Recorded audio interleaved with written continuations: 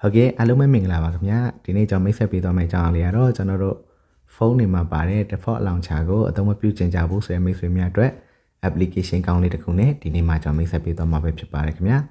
အဲ့ application လေးကတော့ Novel launcher ပဲဖြစ်ပါတယ်ဒီ application လေးကိုတော့ကျွန်တော်ရဲ့ Telegram channel မှာချပေးထားပါမယ်ခင်ဗျာသူက Play Store version ရှိမယ်နောက်ကျွန်တော်အခုချပေးမယ့် Premium version ရှိပါမယ် Premium version လေးကတော့ပို့ပြီးတော့သုံးလို့ကောင်းတယ်ပေါ့လေနော်လောက်ဆောင်ချက်လေးတွေပို့ဆုံးနေအဲ့တော့သူ့ကိုအသုံးမပြုခင်မှာကျွန်တော်တို့ကအရင်ဆုံး set up လုပ်ရတယ်အဲ့တော့ဘယ်လိုလုပ်ရမလဲဆိုတော့ကျွန်တော်လည်းတူတူသွားကြည့်အောင်ခင်ဗျာကျွန်တော် Novel launcher လေးကိုဝင်လိုက်ပြီ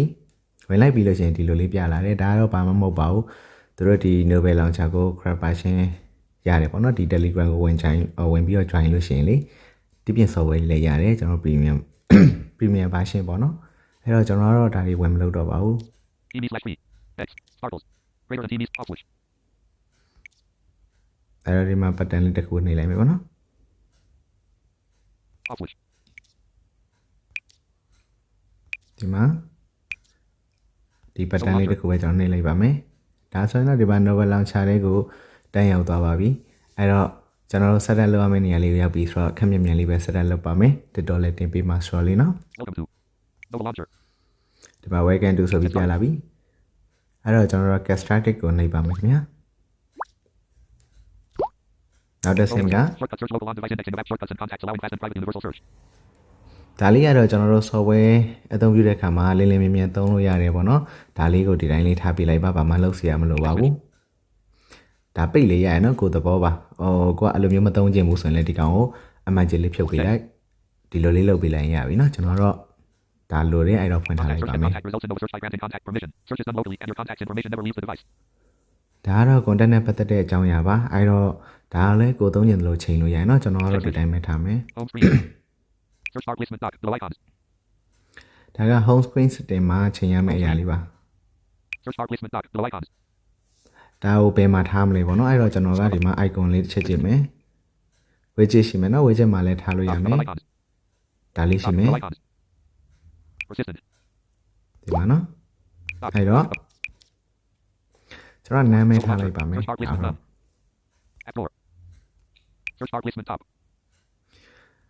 ဒါဆပ်ဘာကိုတော့ထားတယ်ပေါ့နော်အဲ့တော့ဒါတော့ကျွန်တော်တော့ပဲထားလိုက်မယ်တော့ပဲထားလိုက်ရတယ်ဒီအောက်ကထားလိုက်ရကိုကြိုက်တာထားပါနော်ဒီမှာဒါလည်းထားမယ်ရတယ်အဲ့တော့သူတပေါ်ထားတဲ့အတိုင်းတော့ထားလိုက်မယ်ဒါတော့ကျွန်တော်မပြင်တော့ဘူးဒါပြင်လို့ရရင်နော်ဒါ icon style မှာ icon style ကတော့ဒီမြင်တဲ့သူတွေအတွက်ဆိုရင်တော့အရင်သုံးဝင်ပါတယ်ဘယ်လိုမျိုးပုံစံလေးသုံးမလဲဆိုတာလေဒါကလည်းကိုရွေးပြီးတော့ကြိုက်တဲ့ပုံစံလေးတွေချိန်သုံးလို့ရတယ်ပေါ့နော်ဟိုသုံးရတာ smart ဖြစ်တာပေါ့အဲ့တော့ Nate ကိုပဲကျွန်တော်သွားလိုက်ပါမယ်နောက်တစ်ဆင့်ရောက်ပါပြီခင်ဗျအဲ့တော့ဒီမှာဒါကိုကျွန်တော်ပိတ်လိုက်ပါမယ်ဒါကိုကျွန်တော်မလိုချင်ဘူးပေါ့နော်frequently used apps keep commonly used apps in the top row for quick access check switch ဒါလည်းဒါကတော့မပိတ်တော့ခင်ဗျဒါကိုဒီတိုင်းလေးပဲထားပြလိုက်ပါမယ်ဒါလေးလည်းဒီကောင်လေးကဘာလဲဆိုတော့ကျွန်တော်တို့ဒီကိုကဒီထားပါတော့ဗျာ Facebook ကိုအခုတောက်လျှောက်ဝင်သုံးခဲ့တယ် Telegram ဝင်သုံးခဲ့တယ်ဆိုရင်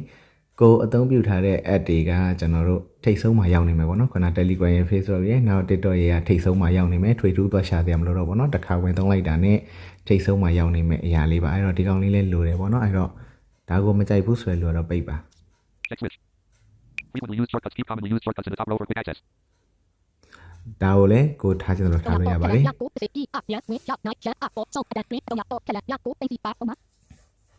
ဒါကတော့ကျွန်တော်တို့ဟိုပုံမှန် home screen တွေမှာတင်တယ်လို့မျိုးဟာလေ software ကိုဒီလောင်မလိုက်ထောက်ပြီးလို့ရှိရင်အပေါ်မှာတင်လို့ရတဲ့ပုံစံပေါ့နော်ဒါကိုလည်းတိုင်းထားပါတယ်ကျွန်တော်မပြင်ပါဘူးဒီ smart folder automatic ဆိုတာကတော့ကျွန်တော်တို့ဟိုဟာသူကဥမာ Facebook ဆိုရင် social network ပေါ့နော်ထားပါတော့အဲ့လိုမျိုးဒီတချင်းဖွင့်တဲ့ player တွေဆို music folder သူကသူဟို folder လေးတွေ auto စောက်ပေးတာခင်ဗျအဲ့တော့ဒါလေးလည်းထားလိုက်ပါမယ် Nate ကိုပဲဒီမှာ set ပေါ့နော်ဒါမလုပ်တော့ Nate ကိုပဲသွားမယ်ကျွန်တော်ခက်မြင်မြင်ပဲသွားမယ်အဓိကလေး10မိနစ်ကျော်သွားမှာဆိုလို့ icon size 125% ဒီမှာ icon site လေးရွေးလို့ရတယ်နော် icon site ကိုဘယ်လောက်ထားပါလဲ 25%. ဒီမှာကျွန်တော် Music volume 73. ဒီမှာရွေးလို့ရတယ်နော် 125%. ဒါကောနဲ့ကိုရွေးကြည့်ပါဒီ icon site ကကျွန်တော် 0 dash 0 dash 0 0 dash 0 dash 0 dash 0. Increase. Default. ဒီမှာ default ရှိမယ် round ရှိမယ်ဒီမှာကတော့ဒါကိုကြိုက်တာလေးတော့ပါ Previous. App Store.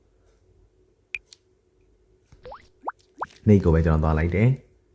Set. Yeah. Go home. Previous. Go home. Setup is finished. ဒါဆိုရင်တော့ကျွန်တော် setup လုပ်တာအောင်မြင်မြင်နဲ့ပြီးသွားပါပြီ setup finish ပေါ့နော်အဲ့တော့ဒီမှာ Go home. ကို home ကိုကျွန်တော်နေလိုက်ပါမယ် Launcher. ဒါဆိုရင်တော့ Nova Launcher. ရပါပြီအဲ့တော့ဒီ mobile launcher ကိုသုံးချင်နေဆိုရင်နှမျိုးသွားသုံးလို့ရပါတယ်ကျွန်တော် setting တွေက app ထဲကနေပြီးတော့ဒီ default app ထဲမှာသွားပြီးတော့လေဒီ home screen ထဲမှာသွားပြီးတော့ရွေးလို့ရတယ်ဒါမှမဟုတ်ဘူးဆိုရင်ဒီ mobile launcher ကိုပဲ long plug ထောက်ပြီးလို့ရှိရင်သွားရွေးလို့ရတယ်ကျွန်တော်တို့ mobile launcher ပဲ long plug ထောက်ရွေးမယ်ကြာနေမှာဆိုလို့ပါ App info button. 7 minute ကျော်သွားမှာဆိုလို့ပါခင်ဗျ Home screen 1 UI home. Set as default in this app. ဒီမှာ home screen 1 UI ဟန်ပေါ့နော် Set as default in this app. Defaults. Remove permissions if app is unused. On switch. Defaults. Set as default in this app. Home screen 1 UI home. အဲ့တော့ home screen 1 UI ဟန်ကိုကျွန်တော်နှိပ်မယ် Default home နှိ app. ပ်ပြီးခုန mobile Home launcher app. Uncheck Nova Launcher. ဒီမှာ mobile launcher ကိုကျွန်တော်ထားလိုက်ပါပြီ Nova Launcher. Nova settings. Gmail. okay ဒါဆိုရင်တော့ဒီမှာ mobile launcher လေးစမတ်ကြကြနဲ့သုံးလို့ရပြီဒီမှာကျွန်တော်ထပ်တင်လိုက်မယ်တင်လိုက်ပြီးရင် Nova settings. ဒီ Folder. 2 folder လေး Folder တွေ items. ဒီမှာเนาะဒါကျွန်တော်စောက်တာမဟုတ်သူကနေသူ auto စောက်ပေးတာခုနကကျွန်တော်တို့ automatic folder ဆိုတဲ့ဟာလေးအမှန်ချပေးထားခဲ့လေပေါ့เนาะတကယ်လို့ဒါအမှန်ချပေးထားခဲ့မယ်ဆိုရင် folder လဲစောက်မှာမဟုတ်ပါဘူးဒါပေမဲ့ဘာပဲဖြစ်ဖြစ်က folder လေးတွေနဲ့ဆိုတော့အဲ့တော့ဘယ်လိုပြောမလဲထိတ်ဆုံးမှာအလွယ်တကူဝင်ကြည့်လို့ရတာပေါ့เนาะ Nova search button. ဒီမှာ Nova settings. After Star Oak. ဒီမှာ Nova setting ဆိုပြီးလည်းဝင်ပြီးတော့ပြင်လို့ရပါတယ် Folder. Games. 4 more items. ဒါဆိုရင် Folder. game ပေါ့နော် Finance. 4 more items. Folder. Entertainment. 4 more items. ဒါ entertainment ပေါ့နော် Apps text box. အဲ့တော့ကိုယ့်နဲ့ကိုယ်ဒါလေးရတော့သုံးကြည့်ပါ Nova launcher ဒီမှာသုံးလို့ရတယ်တကယ်လို့ကိုယ်အသုံးမပြုချင်တော့ဆို Nova launcher ကိုပြန်ရှာပြီးတော့ခုနကျွန်တော်လုပ်တဲ့အတိုင်းလုပ်လိုက်လို့ရှင်ရ Use ပါပြီ RBX. YouTube Pro. YouTube. ဒီမှာနော် Exit. Exit. ဒီတိုင်းလေးဖြစ်သွားတယ်ဒါဆိုသုံးလို့ရတာအရင်ဟို smart ဖြစ်တယ်ပေါ့နော် so Light Pro. Tech Freedom. Pocket Tap. Apps. Super hearing. နော် software လေးတော့လည်းကိုပဲတော်တော်ရသွားလို့ရတယ် SM. Simple Notepad. Settings. Ringtone Maker Pro. Ringtone Maker. Real World. Prudent Screen Reader. Play Store. Play Games. iPad. Home Info Plus. Home. Outline. Nova settings. Notebook. Notepad. ဒီမှာနော် Nova setting ဖြစ်သွားနော်ဒါ Nova launcher မဟုတ်တော့အဲ့တော့ကျွန်တော်က App info button. info တွေကိုပြန်ဝင်လိုက်မယ် Home screen Nova Launcher. အဲ့တော့ home screen Nova launcher မှာကျွန်တော်နှိပ်မယ် Navigate up button. Check Nova Launcher. Navigate up button. Default home app. ဒီမှာ default home app ကိုကျွန်တော်နှိပ်လိုက်ပါပြီ Navigate up button. Default home app. Apps often called launchers. Uncheck One UI Home. Check Nova Launcher. Uncheck One UI Home. ဒီ one UI ဟန်ဆိုတော့ကျွန်တော်နှိပ်ရပါနော် sorry မှားပြောလို့ရပါပြီဒါဆိုရင်တော့ဒီမှာကျွန်တော်ရဲ့ပုံမှန်တိုင်းလေးဖြစ်သွားပါပြီဒီမှာနော် Home button. ဒါကျွန်တော်ရဲ့ပုံမှန် launcher ပါ My files. Samsung ပေါ့နော်အဲ့တော့ဒီတိုင်းလေးသုံးလို့ရတယ်ဆိုတာလေးလာပြီးတော့ပြပေးရပါအရင်သုံးကောင်းတယ်အဲ့ဒါကြောင့်ကျွန်တော်လမ်းညွှန်ပေးခြင်းဖြစ်ပါတယ်သုံးပြီးတော့အဆင်ပြေနိုင်ကြပါစေခင်ဗျာနောက်ထပ်အတန်းဖိုင်တွေမှာပြန်ပြီးတော့တွေ့ကြပါသေးတယ်လိုအပ်တာလေးတွေကိုမှတ်ချက်လေးရေးထားခဲ့နိုင်ပါတယ်ခင်ဗျာကျေးဇူးတင်ပါတယ်